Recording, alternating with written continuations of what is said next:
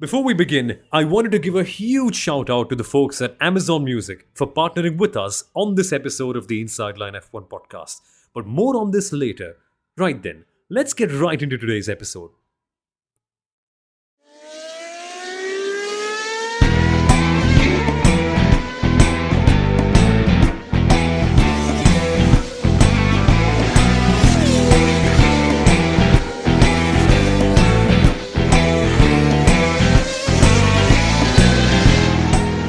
Welcome, ladies and gentlemen, to the first ever F1.5 Inside Line podcast episode. Because at last, the moment we've been dreaming of for the last couple of years actually now, wiping Max Verstappen off the race classification and then calculating what the race looks like, that has come true. Verstappen has DNF'd. And do you hear the smile on my face? Do you? Do you guys? It's such an irony. Just in the preview episode of the Australian Grand Prix, for all our millions of listeners out there, I don't know how many zeros or millions as, but I know our listeners have a lot of zeros, so I'm just guessing it's the millions. We actually spoke of why it's actually not easy for Max to just show up and drive, get pole and win and get fastest lap. We spoke of that. We spoke how everything in Red Bull needs to fire. And actually, the right rear brake actually caught fire. Right, that's what happened. I love how Max was so candid post race. He said, "It's a mechanical sport. These things happen. The right rear brake didn't release, and it kept getting warmer and warmer. And then what happens when things get warmer and warmer? It catches fire. Yeah. So just so be it. I would have loved to see what would have happened to Red Bull, because I think Checo Perez said Sainz would have won even if Max didn't have issues. Very bold. But the important thing is, Sainz has won. Guys, I've been predicting this for the last, 3 years now. And I've only gotten one opportunity a year. And now it seems like the best way to win a Formula One Grand Prix is work very hard, get to Ferrari, have appendicitis. That's the best way to get a brilliant result on your return, clearly. I definitely think... Sorry, go on. I definitely think there's going to be a surge of appendicitis surgeries happening in the UK and in Monaco the next couple of days, and it's all going to be attributed to Carlos Sainz and the Australian Grand Prix. I mean, they're making quite a few jokes about it as well, which is also nice to see. But there's just some fire that's suddenly erupted in the guy, and him doing so well after coming from the surgery, recovering in less than 2 weeks, and putting the car on the front row and winning the race. That's incredible. Yeah. And he made the best radio message post-race on the appendicitis thing. And this wasn't broadcast. Maybe it'll come up on the YouTube and Twitter and whatever of Formula One. He actually said, "Are you sure it's one appendicitis and not two? Because if it's the second, I can remove that one as well." And then he and his, chief engineer on the radio were having this banter. And I think the statement of the race is when Carlos Sainz said, "I am still jobless for next year." And could there be a better job interview than this weekend for him? Yeah, not making one mistake. And finally, all the claims of people saying that, well, maybe Ferrari made the right choice. Well, who's the driver who's won the most races for them in the last couple of years? Funny how it all works out, right? But all attributed, as we all discussed, guys, down to one minute mistake for Red Bull. And I think it was meant to be Max's 11th consecutive race win, right? What a record that would have been. 10th, I think. 10th, yeah. But nevertheless, so it's insane, Carlos Sainz isn't it? Carlos Sainz should rename himself from smooth operator to Verstappen streak breaker or something, because he broke the 10 race winning streak. Then he said, I can go one better by breaking it when it's just 9 in. And can you imagine, Charles Leclerc did not win it despite being the blue-eyed boy, the faster one on the single lap, whatever that everyone does with Charles Leclerc. Having said that, I really wish this was a battle on track and not a Verstappen retirement, because I know we've got 500,000 of those fans who listen to us are from the Netherlands. They must be ruining the fact that in Singapore, it was a Red Bull that didn't deliver. In Australia as well, it was a Red Bull that was the problem. And for once, guys, I thought of it this way, that for once, Red Bull was under attack on track. Because in Bahrain and Jeddah, they were under attack off track with all the off track controversies. Exactly.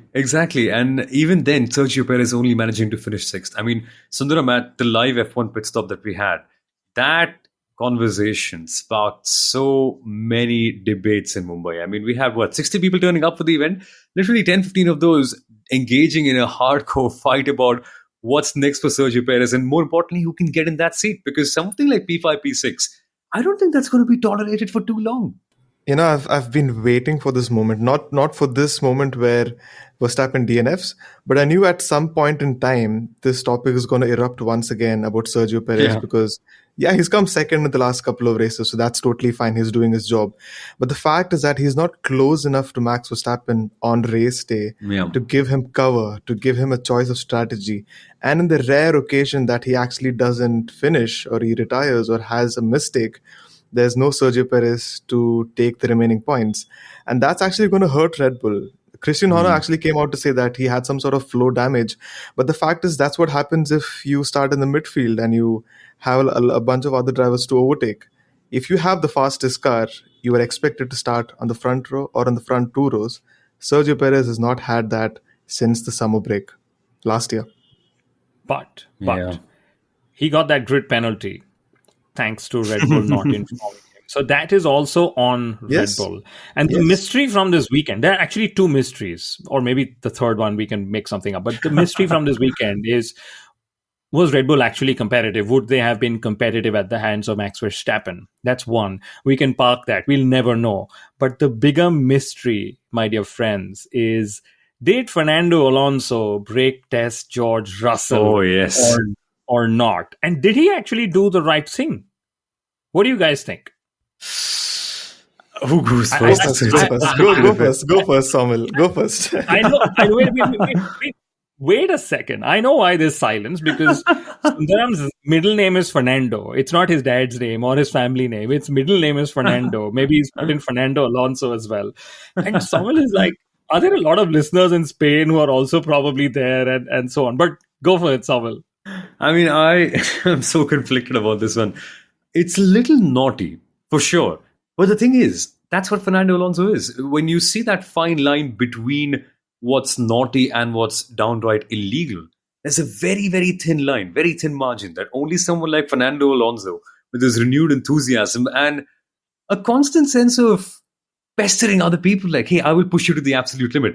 That's what he's founded. And in most of these cases, it's someone like Fernando Alonso who can exploit it.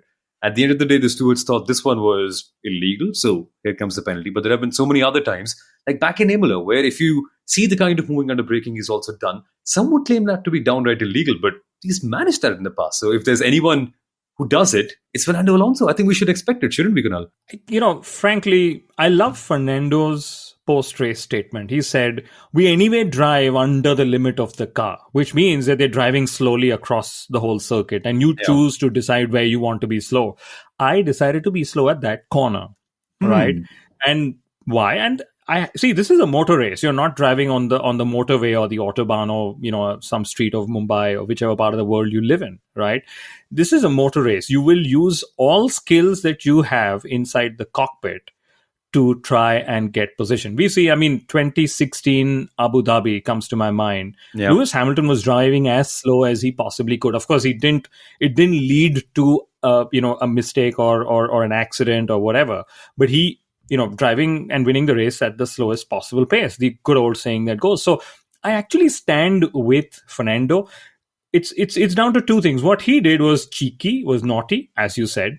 What George Russell, of course, and they're great friends. I don't know if the friendship still continues after being put in the wall.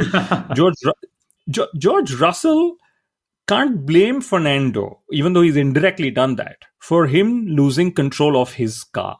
Yeah. Okay, and of course, one of the reasons he also lost control is not because he's not talented. It's because of the dirty air that these cars anyway generate. So it was circumstantial, right? And, Fernando Alonso has said it very beautifully in that statement of his, saying, I had this in Imola 2005, 2006, as recently as Brazil 2023 with Checo Perez as well, right? And he said, this is how motor racing has always been. But if you look at if you look at Imola 2005, 2006, Fernando is Fernando. But Russell is no Schumacher. That's the key point to remember out here. I'm not taking anything away from the talent, but it's just circumstantial. And this is actually what I love about motor racing. We are just getting too sanitized. Yeah. Silence, Sundaram? No words from Now I a go in. Now I Fernando go in. diehard Okay. fan? No, do you want No, to? no, no, because see, no matter how much I love the guy, the fact is that what he does on track is always slightly more different than what the others do. He's really a wily customer. He knows the rule book in and out, and he always tries to exploit these loopholes. We've seen that a lot over the last couple of years, be it Russia 21 and a lot of other races as well. He's always trying to do something naughty, like you say, and I wouldn't be surprised that he's done this on purpose because he can do that. Mm. And the sort of radio exchanges that happened after Russell crashed was also a little sus in a way, and that really did not come in the discussion with the stewards because he apparently said that he's having problems with the car. But what Fernando then goes on to say in the stewards discussion is that I slowed down because I wanted to slow down. The only problem is he knew that George Russell was closing in, and he was closing in quick because he had fresher tires. So probably doing that move in that fast section is probably a risky thing to do, which is where I feel that he should have probably done better. Wait a minute. So are you saying if he pulled that move in a slow section, it would have been okay?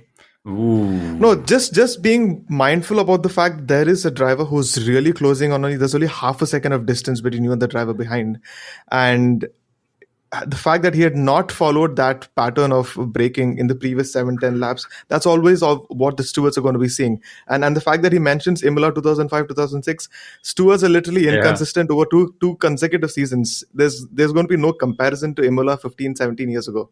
So that's the thing. Even if there is no complete isn't proof, Imola what we always remember? When we go to Imola, we remember that fight. yes, that's the thing. What I mean is what I mean is a driver shouldn't drive to what he thinks the stewards will consider fair or not. A driver, at least thinking from my driver's helmet, if I may, even though I've driven like 1,000th of what Fernando's done, I think you use all the tools you have. I mean, you go inside, you go outside. Tomorrow you'll have a rule saying you can't overtake on the outside if you're half a wing ahead, behind. I just think it's getting too sanitized. And a very interesting thing from Fernando's post, okay, he says, and I'm reading it out, he says, so being responsible for not making every lap the same is a bit surprising. And I so stand with that. When you are so what's he saying? He's saying, I braked 100 meters earlier. So what? Is there a rule that says I have to brake at a certain point? No. Okay. No. So it's not down to Russell. It's not down to stewards. It's just how we keep sanitizing the sport. And, he also, I love this. And Fernando is not a native English speaker. So if he's written that's great. Otherwise, he's gotten help, which is even better. He also said we wouldn't be having this conversation if there was no gravel at that corner, which is so true. That I agree. Yeah. That's true. See, that's one thing I really agree with, because the fact is that although it mentions this in the rule book that penalties are not handed out depending on what consequence happens. This is the same case that happened in Australia last year as well. It is not because of Alonso crashing with Sainz that Sainz was given the penalty. The only fact that that incident shouldn't have happened. I genuinely feel in today's case, George Russell retiring from the race was probably the reason why this was investigated so much, and the fact that he was given a drive-through or a 20-second penalty in the end. That is one thing that I really think was a contributing factor. But I still don't agree to the fact that drivers cannot have different patterns when it comes to the lap time. In that case, you could probably brake test, or you could lose speed on a straight, right in the middle of a straight. I really feel that there are designated braking points. You usually tend to do that. Why would you do that much earlier? That's what baffles me. But on that as well, right? It would be horribly inefficient to brake somewhere like the straight. So where would you brake? In that particular braking zone, and then you can be particularly naughty about when and how, because there are certain corners where even if you brake, you don't lose that much if you slow the other person down, because you might lose 3/10, but the other, well, they've got to slam it hard, even more than you, and end up having a 5/10 of a second loss. So that's where it's so cheeky, is it not?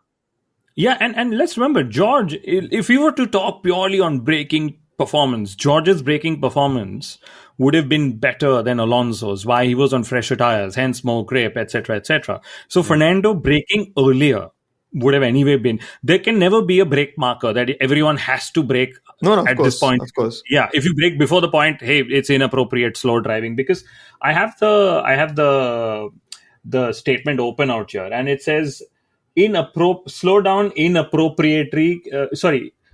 At no time may a car be driven unnecessarily slowly, erratically, or whatever else then that follows. And I just think it's not fair. This is ridiculous. And I would have said this. I don't care if it's Alonso. It could have been Logan Sargent. Maybe I wouldn't have been as vocal.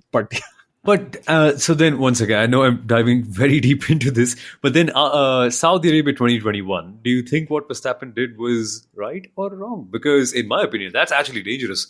I mean, I'm contradicting myself, but even though there's no particular braking zone and that was horribly inefficient, what Max did, it was still like possible. Oh, and that's not.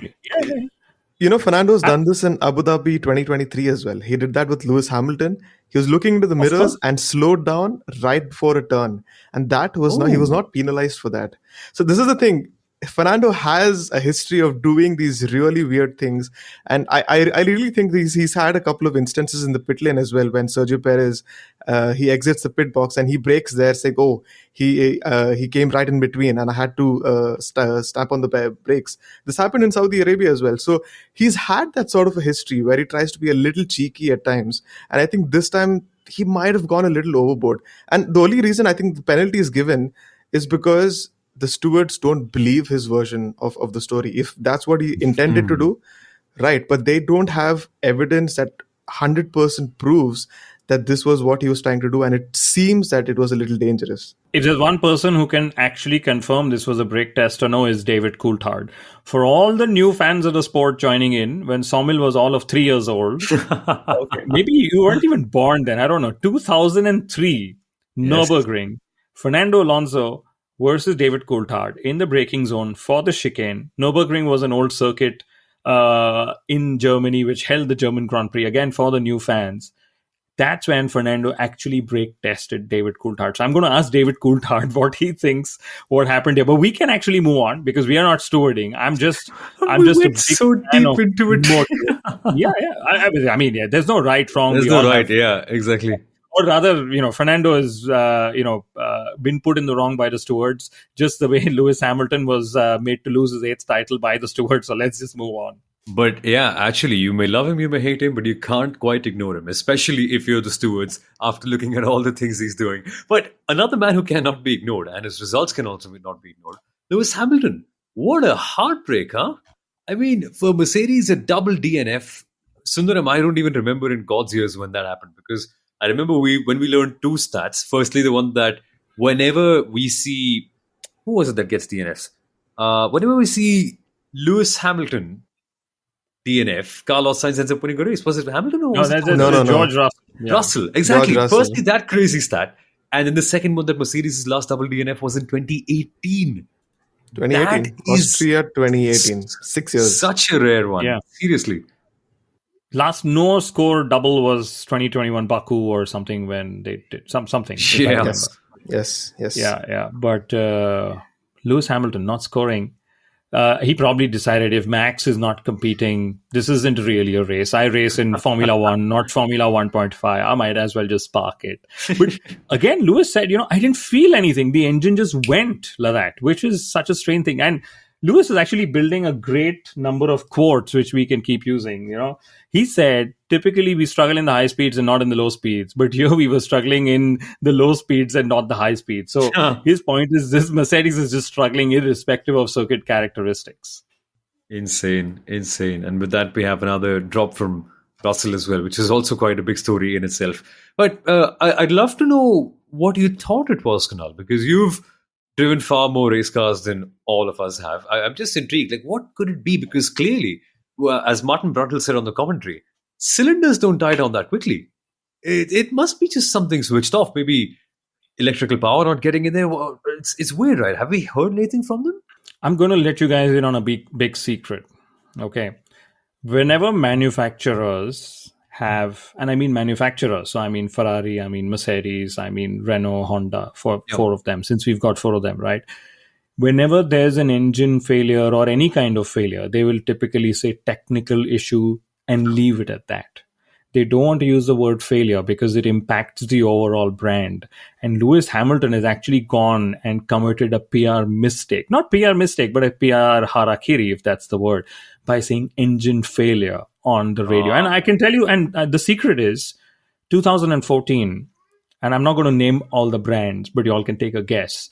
When the hybrid power units were all blowing up left, right, and center, there was a diktat sent by manufacturers to customer teams saying, you are not allowed to say what failed on the cars. We will issue the statement. You can say the car failed, but you are not allowed to say what failed.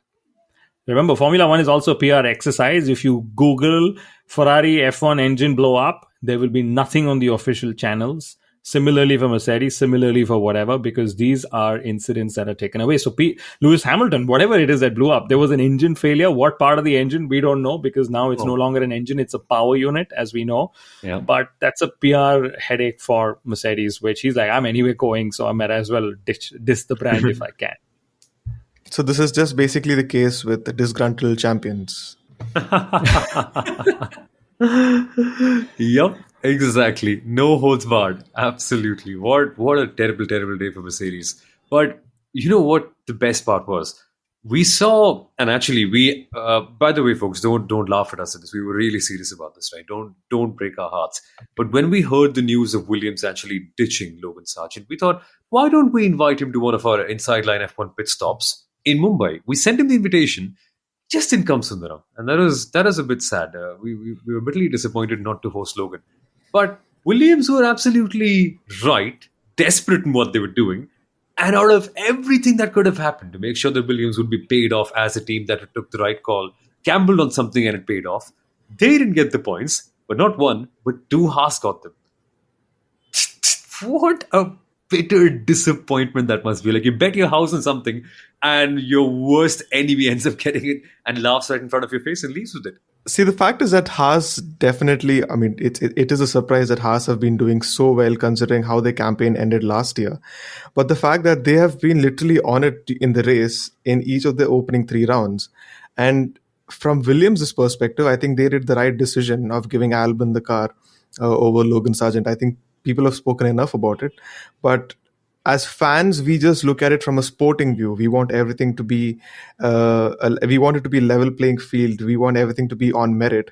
Whereas teams and constructors and sponsors have to look at it from the business perspective as well. They always need to put their best foot forward. They need to safeguard themselves because it's a very close championship and every single point matters. So in that sense, Albon was their best chance. And this actually takes me back to this little dialogue in this movie Rush, which I've always wondered, when can I use? And I think this was the perfect moment. When James Hunt goes for that interview at McLaren, one of the team engineers tells the boss at McLaren that you'll never win the championship with Jackie Ickx. You just might with James Hunt. And this is exactly the case that happens with Logan Sargent. You'll probably not score points with Logan Sargent, but you just might with Alex Albon. That's probably what was going through James Walsh's mind, and that led to this change. Okay, I'm gonna shoot up a question. Were we all okay with it because it was Logan Sargent, who's not proved himself? Let's put it bluntly. Yeah. Would we have been less okay with it if there was another driver who had proven himself a lot more? Of course. Or would it still be okay to just back the best horse who can get you the points? And it's happened historically as well. Let's not forget, Formula One has been very capitalistic in that nature, if you may, because normally teams wouldn't think about, okay, which one of these drivers would win, because that gentleman driver era is more or less gone nowadays. So it's more about who can fetch us the best bang for the buck. And it's happened with Senna as well, who actually used to dictate which one of his other drivers would become his teammate at Lotus. That was genuinely a thing. Same at McLaren as well. To now this with the team now supporting Alex Albon. I mean, why wouldn't you? You've got to make sure that you put your best foot forward. But what it does do is pretty much ensure that for Logan Sargent, this is the final nail in the coffin. There's no coming back from this. If the team says, we don't even trust you to score points in any case, even at the most chaotic race, that's it. I think the writing's on the wall. Even at the most chaotic race, and a race we actually think we will be good at. Yeah. That's also one of the things, right? And guess what? Alexander Albon was 900th of a second away from the points. And, Yeah. I actually dug through some strategy, and Albon was very clear. He said we weren't quick enough. So we kept pitting early to try and be in the fight. And in the last 10 laps, we just gave up because that was it. We couldn't pit again. And then, we ran out of pace, and that's what happened. And hats off to Haas, because like you said, Sundaram, Haas has been in the fight all 3 races, right? They've used the teamwork to get points, etc. And both Haas drivers scoring today is great for them. Both of them actually turned around and said, this year, it's actually so much fun to go racing, because on Sundays, typically we would wake up knowing we're going to be nowhere in the race pace. Okay. They're saying now we actually know that we will have a chance in the races, even though we've sacrificed single lap pace. So this whole change of guard that's happened, this whole more technical outlook to how Haas performs that's happened, has delivered them results. And guess what? It's continued to add points while Alpine hasn't, and Sauber hasn't, and whoever else hasn't. But yeah, it's great testimony to how they've just focused on race pace. Wait, Sundaram, can I just throw a spanner in the works and really make it a tough conversation for all of us? This more technical approach can be associated with who? Who is the most technical, sort of shy, reserved, but doing their own thing kind of leader in Formula One? It's Ayao Komatsu, Haas's new leader. How much of this can be attributed to him? Because development started when Gunther Steiner was around. And that's a fact. That has to be. Development can't be coming in that early. So it's weird how Gunther's one last hurrah is what is cheering Haas on. And now he's stuck left there just interviewing the race winner. That's such a sad decline. This kind of looks a little bad on Gunther Steiner as well, because the moment he leaves the team, everything seems to be working well, at least on race day. But I always thought that the problem wouldn't have gone away, because Ayao Komatsu was always a part of the team and he was always a part of the problem. I always felt that this was not the right direction, and he's clearly proven me wrong, and probably proving a lot of people wrong who doubted him. At least in the first 3 races, like Kunal said, the teamwork has been impeccable. And I'm sure he's been setting a lot of these processes within the team so that they are able to maximize and get the most points possible. Last race and this race, the teamwork has been impeccable, which is great. And I must say, actually, Gunther Steiner, by the way, in my view at least, did a really bad job of interviewing the drivers. I don't know why he had to keep repeating the questions and whatever. So not only did his team shine on track, but his now media role, whatever he's taken, has not sort of had the best debut as possible. But I'll put it this way. I don't think it is Gunther Steiner's swan song. I don't think Haas has really developed itself as such. What Haas has done is it's bettered its tools, and it's extracting more from their current setup, something that even Ferrari is actually focusing on doing. So it's not really about the upgrades and changes and stuff. It's just, can we just focus and do it? And remember, F1 is a political sport. Maybe Gunther didn't want them to do it last year. Who knows? Maybe Ayao didn't want to do it, thinking, hey, if I do it and Gunther takes the credit, I don't get to be, the team principal. And now if I turn around and say, if you make me, the team principal while also being the head of engineering, I'll do it. So it could be a mix of that. But can you imagine, Haas has actually scored ahead of Alpine and ahead of Sauber. And for the life of me, I can't remember the 10th team that has not scored yet. But wait, on that, really, I want an insight on that. What tools are we talking about? Like, was Haas the team whose new team principal was disappointed to see 20,000 people, or rather 20,000 car parts being managed on Excel? That report came out recently, right? I'm guessing that was Williams. That's Williams, Gene Valls. That's what I'm guessing, because that's what it sounds like. I couldn't quite get the chance to read the whole thing. But it's interesting how at Haas, this whole dynamic is now shaping up. Like, what sort of parts are they upgrading? Is it like the wind tunnel is clearly not theirs, but is it more technical software stuff that they're building upon? So from what the team's been saying, they're saying we're actually not building new tools. We are bringing regular upgrades as we would, right? But we are just focusing a lot more on setups. And how you do that is by actually focusing on specific goals during your run plans. And like we saw in preseason testing, Haas actually didn't focus on single lap pace, right? And they are still, in fighting distance for Q3. In fact, Magnussen got into Q3 this time. Hülkenberg got in last time, right? So what they actually have done, Sommel, is they said, you know what? We'll figure out single lap pace. why don't we just focus on extracting, fine tuning whatever it is that we can get in terms of race pace? And that's what Haas has, been doing even in the free practices that happen. And that's beautiful to see that, because, the general perception with now F1 focusing on who's bringing what upgrades, and teams have to declare what upgrades they bring. But truth is, just because you got upgrades doesn't mean they will work, right? You can even extract more from your existing packages. And, Nico Hulkenberg, Kevin Magnussen, they are experienced racers. They know what they're doing. They know what's happening. For them to actually turn around and say, and Magnussen actually said this, saying, I wake up on a Sunday and I wake up, knowing that I can go in the fight. Otherwise, last year, I used to just wake up knowing I'm going to go backwards in the race. And that's so much more confidence building, as a driver. Your tires are not going to give up. And so they've just worked this setup out to manage the tire wear. It's amazing how they must have managed ride height, things like damper heights, and the way everything works, suspension setups, aero rakes, like the rake angle at which they work. It's crazy, isn't it, Sundaram? I'm also wondering, so Haas have been getting points because they've been doing things right, okay? And their only competitors are the RB team, the Sauber team, and now Alpine. Are they getting it wrong? Because quite clearly there's a lot of wrong happening there. Sauber, especially in the pit lane, Alpine have just generally lost a lot of pace. The Visa Cash App RB team is functioning on one leg at this point in time.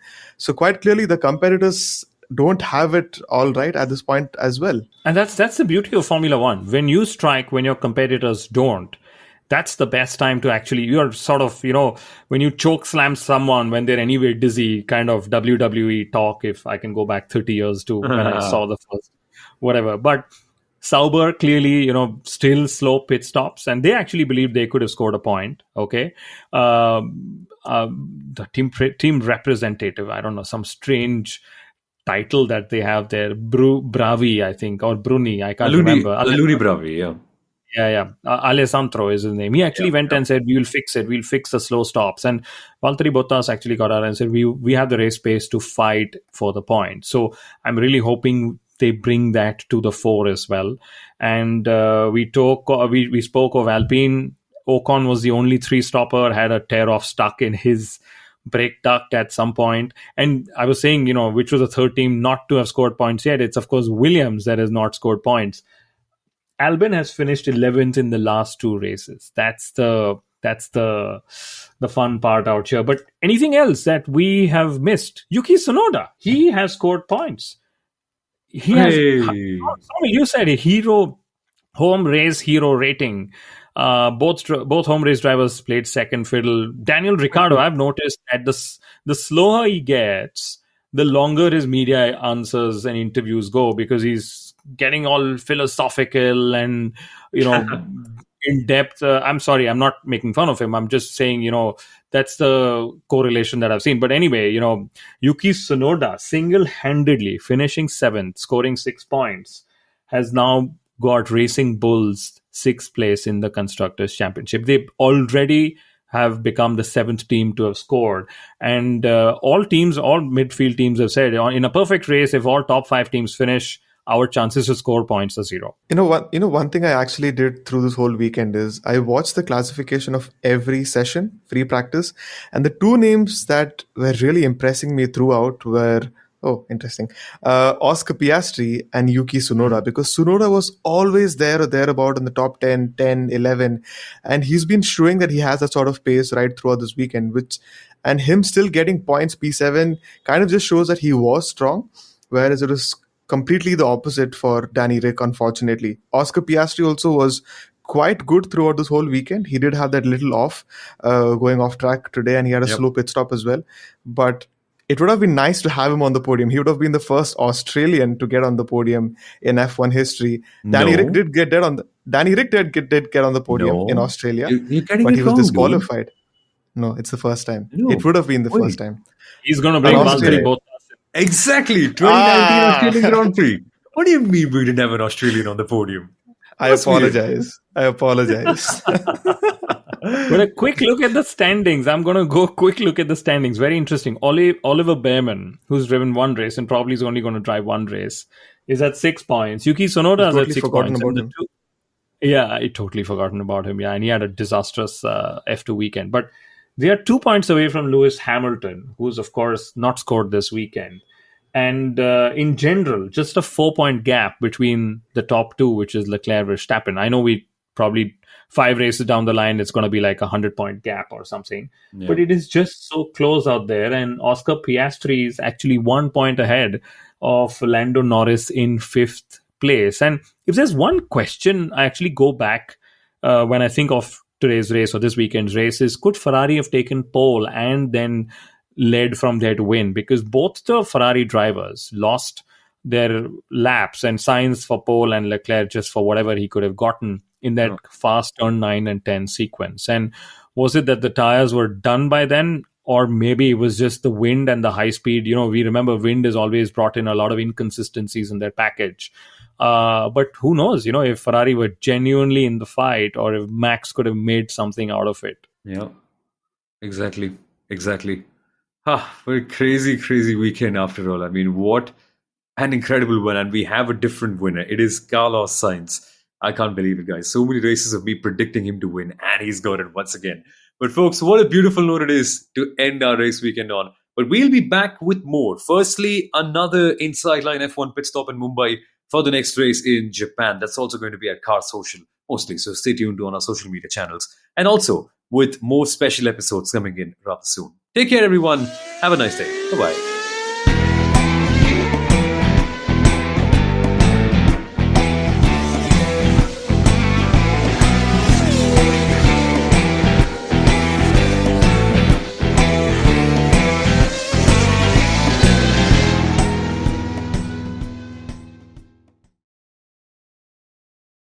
Thank you so much for tuning in to this episode of the Inside Line F1 podcast. Before we ended, I just wanted to say a huge thank you to Amazon Music once again for partnering with us on this episode of the podcast.